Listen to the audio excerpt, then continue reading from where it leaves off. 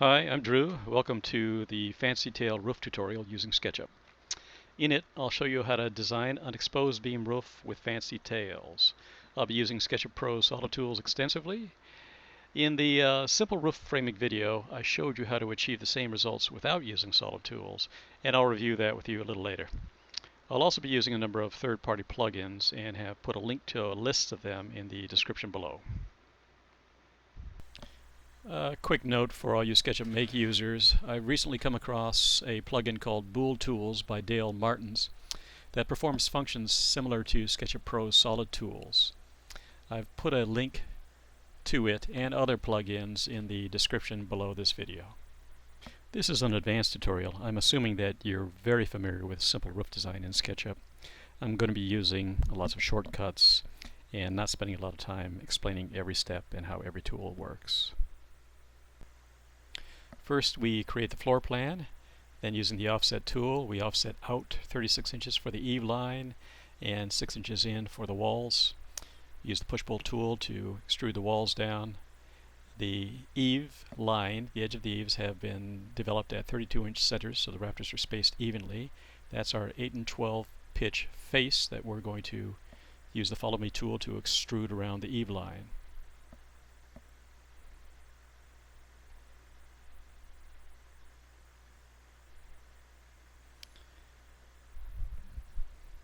We'll just drag this over here to work on. We select all, and then we intersect faces with a selection in this case. And then we edit out all the edges and faces that are not necessary for our new three-dimensional roof.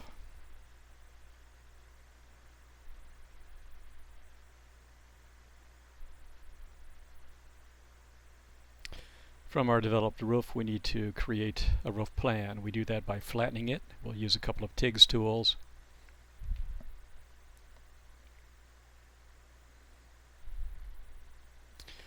First, the work plane. We need to create a work plane. We'll use the new disk option, which is the easiest one to use. We draw out the two horizontal axes.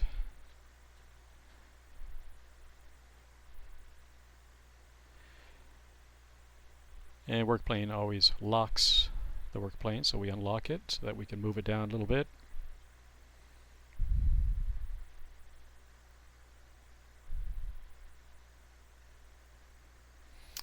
And now you have to select both the shape that you wish to flatten and the work plane, and both of those have to be in the upper context. And then we select the flatten to plane extension. And here we have our new roof plan. From our roof, we will develop the upper and lower roof solids that will become our mold. I'll just make a copy of this, drag it over to where I can work on it. Select the eave edges, and you can see that those were two. I'm using weld to weld them together, make them contiguous. And I can select them individually, or a better way is to select everything and then deselect what I don't want. So now I just have the edge selected. I'm going to use a tool, Add Faces, which is off screen. You can't see it. It's one of the plugins that I have listed. And then I'll push-pull up or down to create the upper and lower roof solids.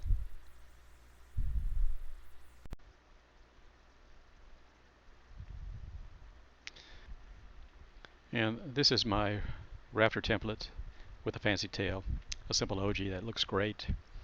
I've extended it. That little section on the left-hand side is what we're going to use the follow me tool on to extrude around the eaves. You can see that the outermost point is flush with the eave line.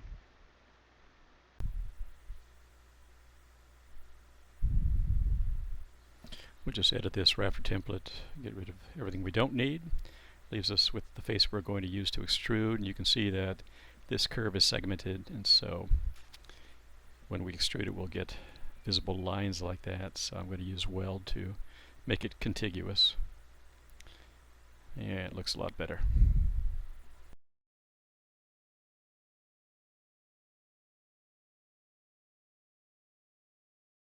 Select the face, then use the follow me tool, select our face, and extrude it around.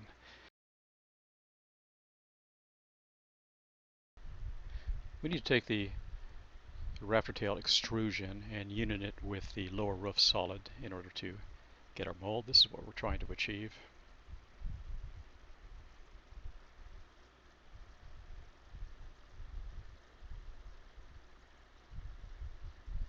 So I'll make a copy of the lower roof solid, drag it over to where we can work. Make a copy of the rafter tail extrusion, drag it over. And we're going to align it properly.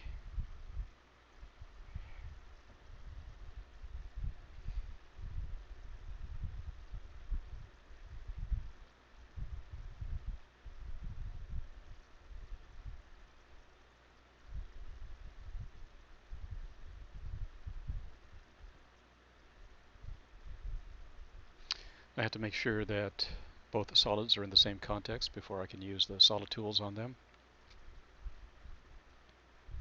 And I have to make sure that both of them are solids. Whoops, can't do that, and the reason is that that extrusion has a group within it. The group is the rafter tail template. So I delete that, check it, yep, it's got a volume, it's solid.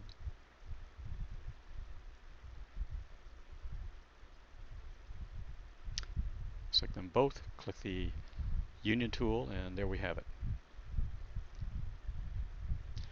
When the union tool does its thing, it renames both solids, or the resulting solid, union.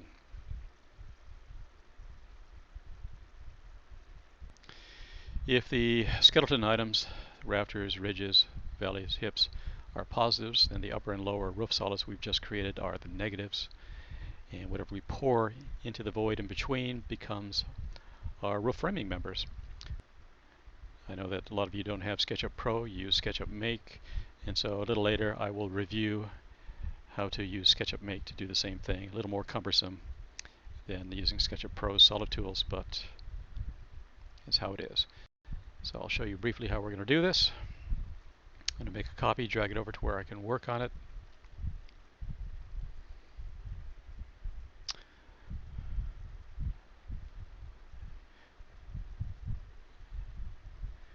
Just make a copy of that, extrude it down a little bit. This is going to become the filler that we put into our mold that we're going to trim against the upper and lower roof solids.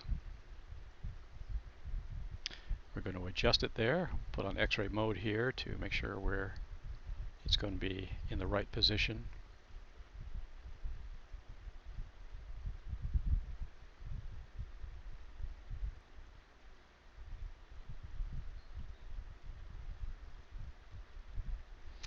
Now to use the solid tools, each component or group that you're working on has to be solid, has to have a volume in the entity info, and they all have to be in the same context. I know I sound like a broken record repeating this all the time, but it is important. So I'm going to select the upper roof, select the trim tool, and then select the middle, then do the same for the bottom.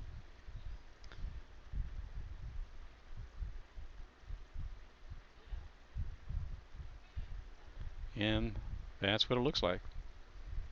So you slice that up, that's going to become our rafters and ridges and everything else. If you don't have SketchUp Pro, you don't have solid tools.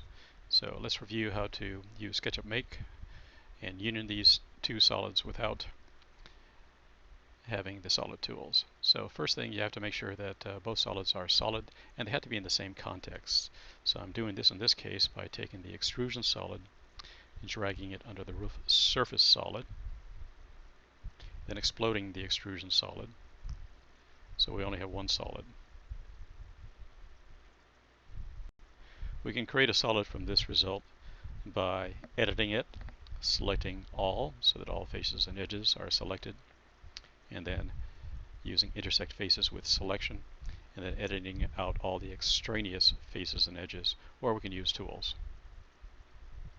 I'm going to try the Fix Solid plugin. It didn't do a thing. And we'll try Cleanup, which reduced about 18 edges, but still didn't result in a solid, no volume. And now we're going to go ahead and try Solid Solver, which is a good product, and it results in a solid.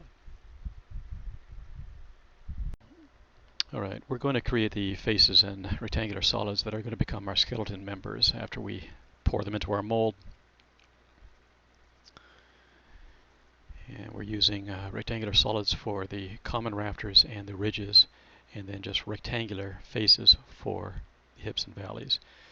We take the roof framing plan and draw on top of it. I'll delete that common and we'll redo it using Didier Burr's double line tool, which is set up to create a rectangular solid 9 foot high. And then we use the rectangle tool to create this hip.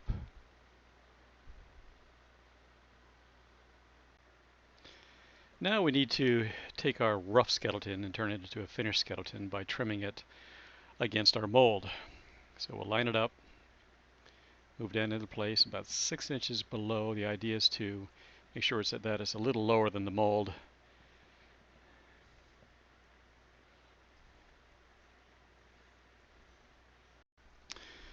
Now I'm going to make sure that all the components, all the skeleton components and the upper and lower roof solid are in the same context, so I can use the trim tool on it. And I'll hide the upper roof solid, select the lower roof solid, and using the trim tool trim the common rafters.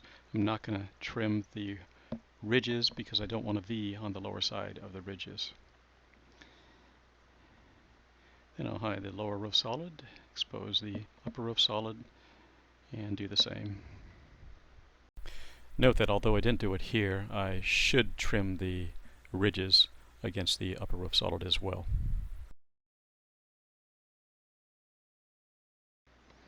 Next we'll work on this valley.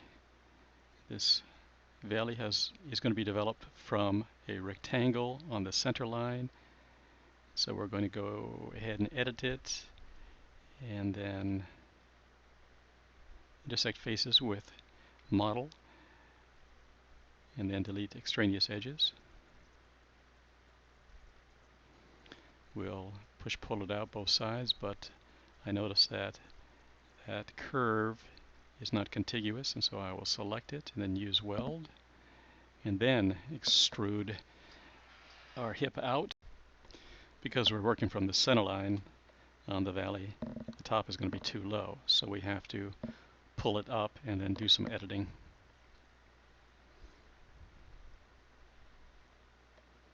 So I've already pulled it up. Now we need to adjust it a little bit.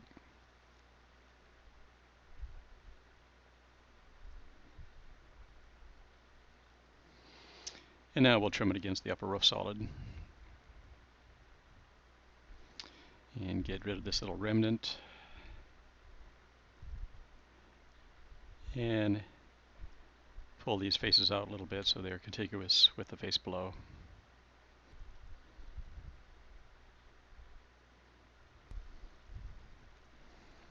And we'll hide the upper, and it looks as though our valley is looking good with the appropriate V. And we will go through and edit these hips and valleys at high speed.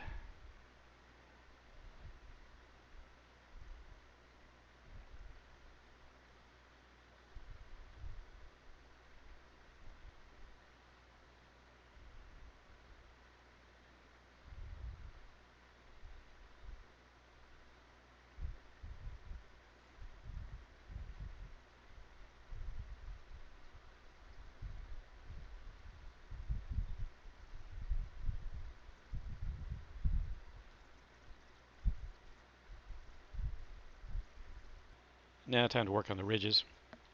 I'm going to just push the ridges up a little bit right now. I don't actually know what the height of them is going to be. They have to be big enough to capture rafters and the intersecting hips and valleys. So I just move them up there to make them look a little better for the time being. I'll make a copy of this and drag it over so I can work on it.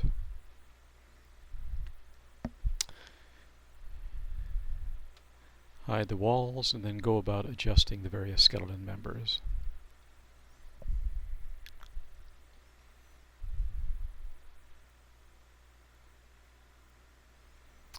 Grab that common rafter, drag it over so I can adjust the hip size. And I'm going to adjust these members to their minimum so that they minimally capture their intersecting components. Of course, you can go ahead and make them any size you want.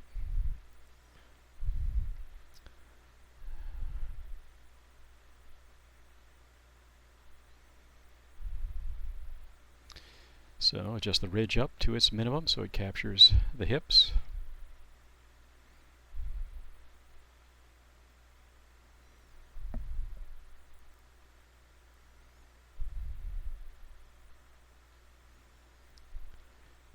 Push the ridge back to that intersection so the common is a standard length common.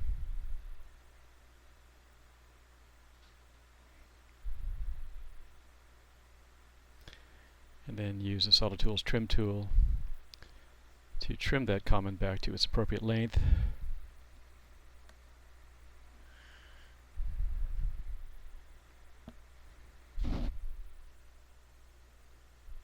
And once again, trim.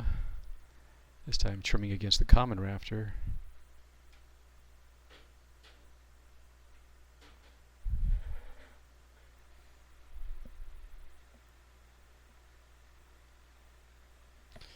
I'll use the trim tool and trim this hip.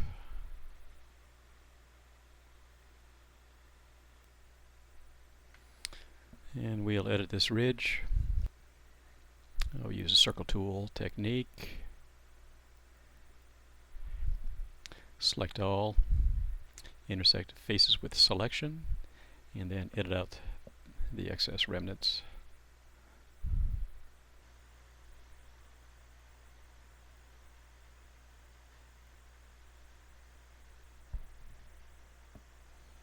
Now we'll adjust this hip so that it captures the ridge.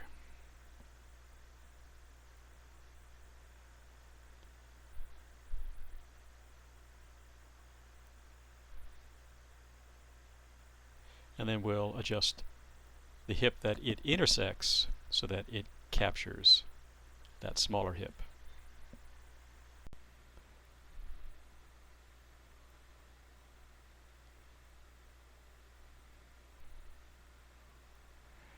And then trim that hip up against the other hip. 1 foot 3 3/16.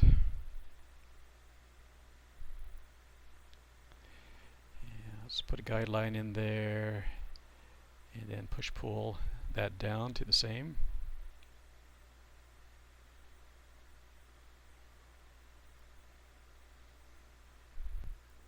Or an easier and better way to do that is just double click with the push pull tool so that it repeats the previous push pull.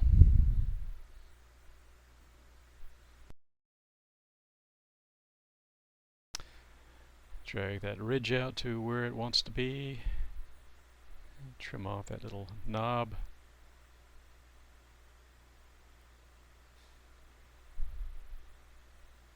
And then trim that common rafter back using trim tool against the ridge.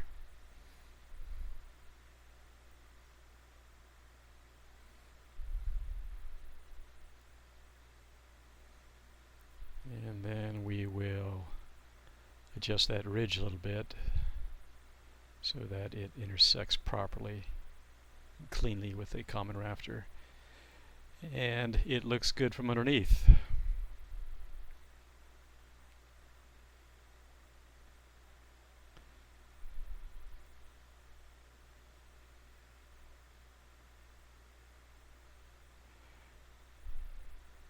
Oops, and you saw that hip disappear, and that was because there was a little remnant left right there. And when you try to use the trim tool on an item when there's a remnant, it gets rid of the whole item, so you have to go back and remove the remnant. Now one thing you'll notice as we're moving along, we had a narrow gable and then a wider gable, intersecting gables as it were. And so we start out with one size of hips, and then as they intersect with The other hips, those hips have to be correspondingly bigger to capture the hips from the smaller gable, and so basically as you move along, all the skeleton components kind of get bigger and bigger. That is, if you want them to look good from underneath. In real life, that may not be an issue, of course. Now here, on this ridge, I've basically made a copy of the side of the ridge I had already trimmed, and then I reversed it using the scale tool, entering -1. That does a complete reversal, and then I put them back together. Now I'm using the Solid Tools Union tool to join them together.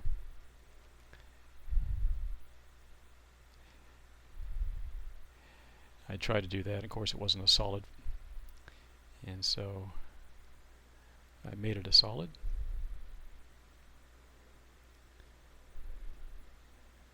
Once again, trimming that hip up against the ridge and that common rafter, and now I'm trimming the common rafter against the ridge using the circle tool here. And you might have noticed that I have switched to Sketchup Pro 2016, and so things work a little different with the inference engine, and you might notice a few things different on the screen. Now I'll just check the dimensions of all the hips. 1 3 3/16, 1 3 3/16. Then I'll just create a guideline at 1 3 3/16 and push-pull this down to correspond.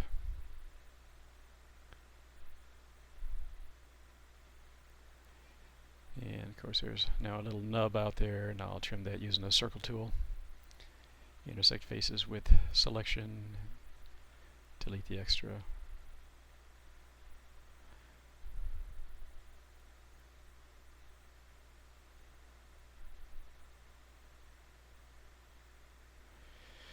So we'll make the walls visible again, and then using the trim tool we'll trim all of these valleys and common rafters and hips against the wall, create the seat cuts.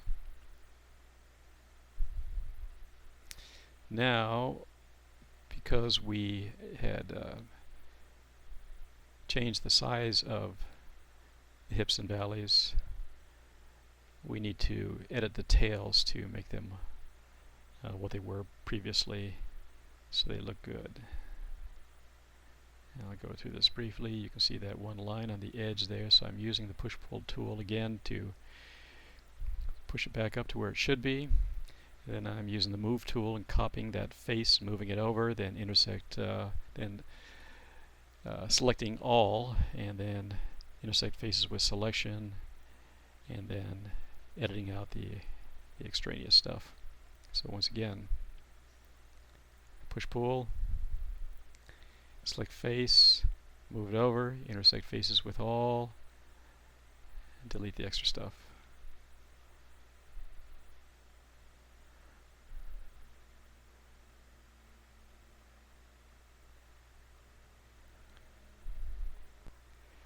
And I'm doing the same on the tail of this, but I shouldn't be actually, because this tail does not extend beyond the exterior of the wall, or shouldn't. This is merely a structural hip.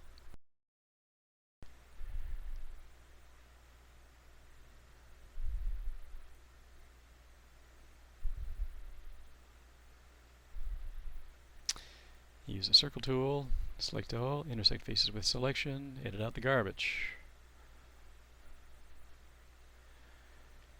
Okay, so now we'll make copies of these and fill in where we left off some of the hips to ease our burden in editing.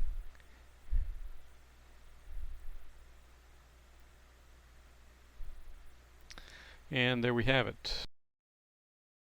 I created this grid of guidelines at 32-inch centers, and we're going to use Didier Burr's double line tool. You press the tab key and you get the menu, set it as such. So it's going to be rectangular solids, 3.5 inches wide, 9 foot tall. And we're going to run around just create what will become our rafters. I'm going to crank up the speed here to get through it a little quicker.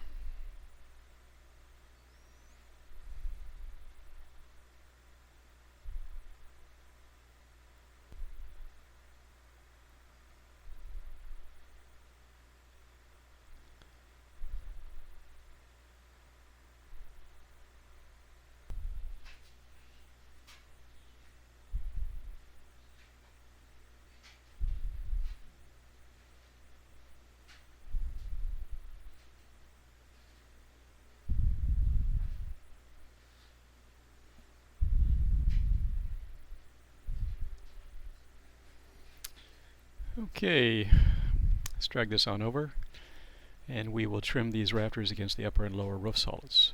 We'll start with the lower roof solid. Check to make sure that it is solid, it has volume, yes. Use the trim tool and run right through it.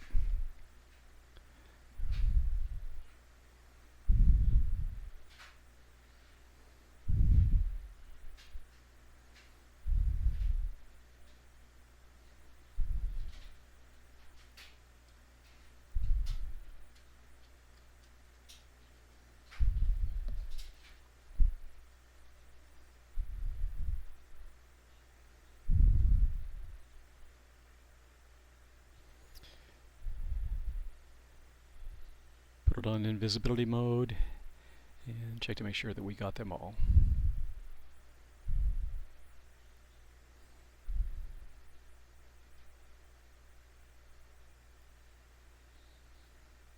We'll unhide the upper roof solid and then do the same for it. Trim all the rafters against the upper roof solid.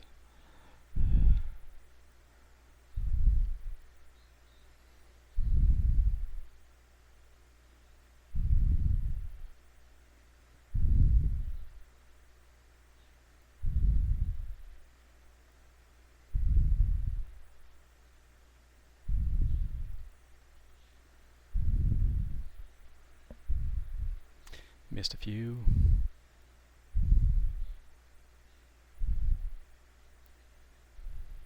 Sometimes it's hard to get them.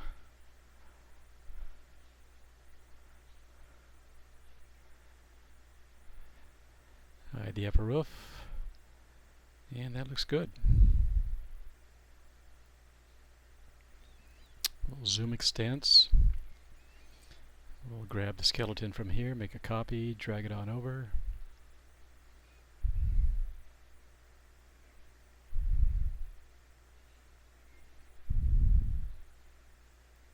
In preparation for trimming the rafters against the skeleton.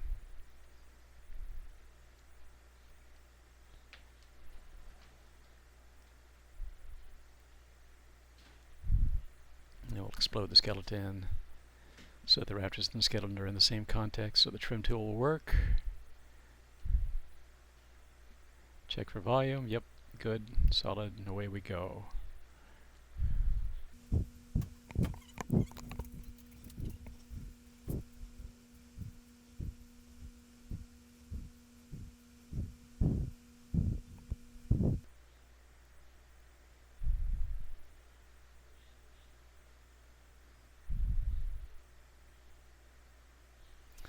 So this is what would have been a blind hip, except I'm using it structurally, so I'm stretching it all the way over to the plate, and so I'm trimming it. I actually made a mistake here. I trimmed it too far, so I cut it off on the inside of the plate so it's not bearing.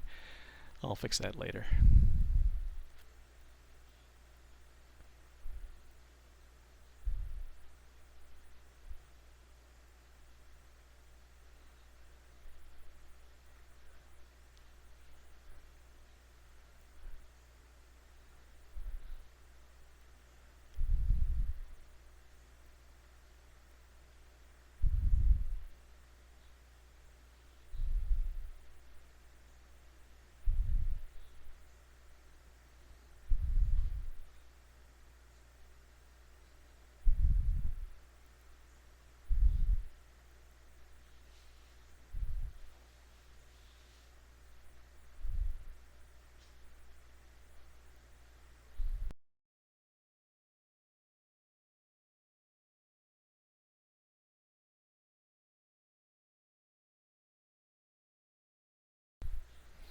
So I'm grouping all the skeleton components so I can hide them at one time and check that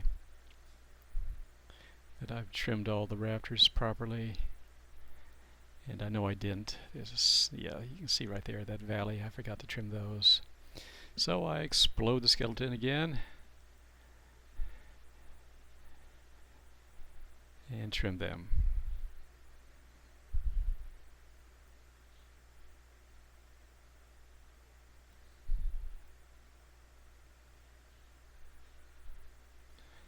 I group them again so I can hide it.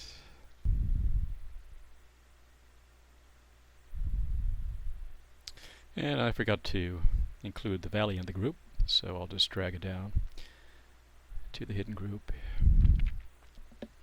And it's looking pretty good.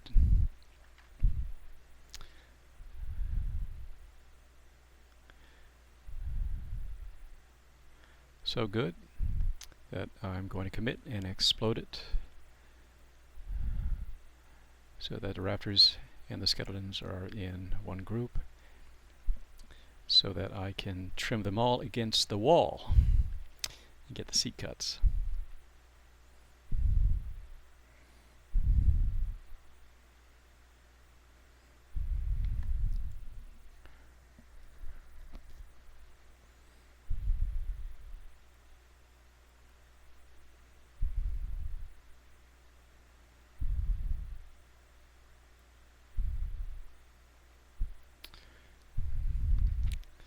Sometimes when you use the trim tool, if there's a little remnant that you don't see, it deletes the entire thing. And you can see there's a gap tooth there. I'm missing a rafter, which I didn't see before, so I'll just make a copy and then trim it against the valley. Now right here there's a bit of an issue with that valley because you can't see it, but there's a little nub. Yeah, there it is. The OG, the fancy tail on the end of the valley, it's just inboard, a little too much, and so we're ending up with a remnant that has to be edited manually on that rafter and on this one as well.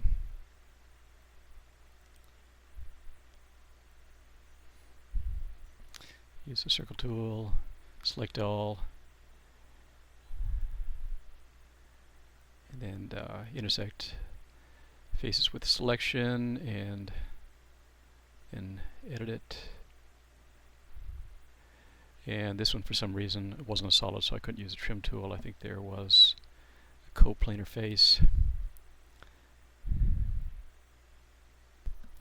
Well, there you have it, folks. You have a completed roof. This is an exposed beam roof. Looks good from underneath, which of course makes the whole process awfully fussy.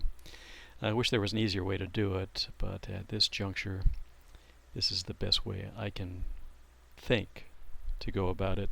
If any of you come up with a better idea, let me know. And as always, thanks for watching. I hope this will be helpful to you. I'll provide a link to this SketchUp file in the description area underneath the video.